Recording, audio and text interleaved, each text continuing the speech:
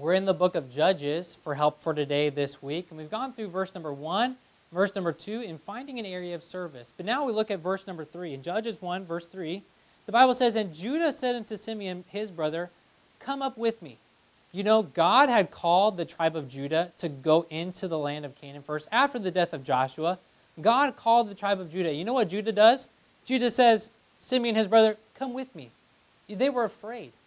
They didn't want to go first. They didn't want to do it alone. And sometimes that happens to us. Sometimes we get afraid.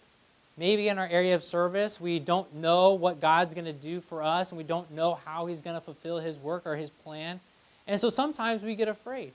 You know, I am deathly afraid of some things in this life. I'm not going to give it away. I'm not going to tell you what I'm afraid of. But there are some things that I'm afraid of. There are some things that cause fear. And sometimes, and that's a natural thing, but I'll tell you this, that God hath not given us the spirit of fear. And we don't have to be afraid. You know, the tribe of Judah didn't need Simeon to go into the promised land and fulfill the work that God had called them to do.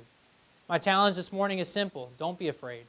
God has called you to work, and if He has called you to that work, He will meet the needs that you have in your life. You don't need to worry about it. You don't need to wonder about it. You don't need to be afraid of it.